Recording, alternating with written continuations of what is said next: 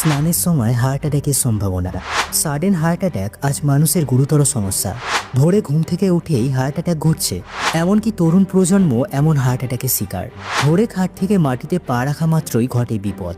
কেন এমন হয়, কি বলছেন বিশেষজ্ঞরা? বাথরুমে মৃত্যু। স্নানের সময় হার্ট অ্যাটাকের মূল কারণ জানেন?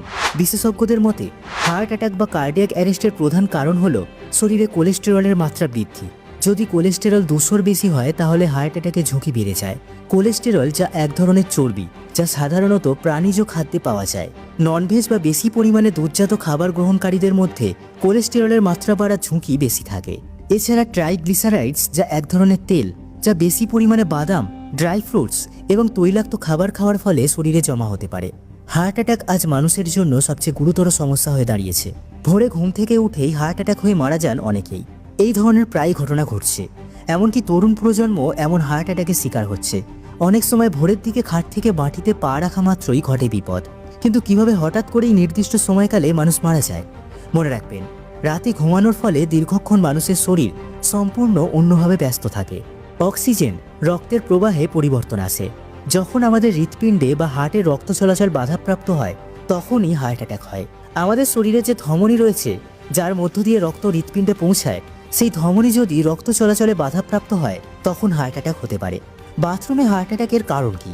মলত্যাগ বা প্রস্রাবের সময় অতিরিক্ত চাপ দেওয়ার ফলে শরীরে অটোনমিক নার্ভাস সিস্টেমে ভারসাম্যহীনতার সৃষ্টি হয়। চাপ প্রয়োগের কারণে রক্তচাপ হঠাৎ কমে যায় এবং মস্তিষ্কে রক্তপ্রবাহ কমে যায়, ফলে মাথা ঘোরা বা অজ্ঞান হয়ে যাওয়ার মতো ঘটনা ঘটে। শীতকালে হঠাৎ ঠান্ডা জল শরীরে ঢেলে দিলে হার্ট রক্ত পাম্প করতে গিয়ে চাপের মুখে পড়ে, যা অ্যাটাকের সম্ভাবনা বাড়ায়। কাদের মধ্যে এই ঝুঁকি বেশি?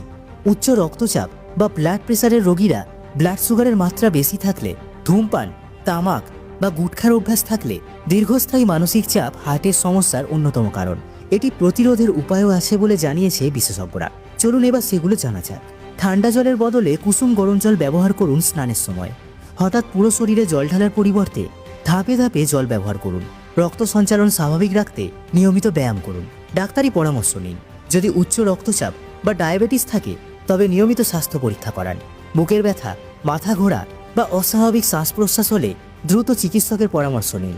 বাথরুমে হার্ট অ্যাটাকের ঘটনা প্রতিরোধ করা সম্ভব সঠিক সচেতনতা এবং নিয়ম মেনে চলার মাধ্যমে।